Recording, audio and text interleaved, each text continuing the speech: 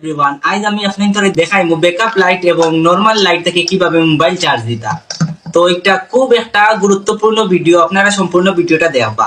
So আমি mobile charge দেওয়া লাগে এখানে ফার্স্ট টাইম আমি একটা মোবাইল রাখি লাইছি, আর মাঝখানে রাখছি একটা ব্যাকআপ লাইট এবং দুই সাইডে দিয়ে দুইটা নরমাল লাইট রাখছি।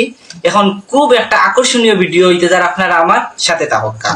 সো আমি এখন প্রথমেও আমি একটা এই চার্জারের এটা খুলিয়ে নিলাম, তারপর একটা মোবাইলের চার্জারের বাদি হারাইলাম, তারপর ইনোর যে ব্যাকআপ লাইটটা আছে এখানে লাগবে আমরা একটা হেডফোন। সো আমি হেডফোনটা আনি লাগিয়া দেখতে পারলাম আমি হেডফোনটা আনি লাইছি, তারপর হেডফোনের রক্তা বাদি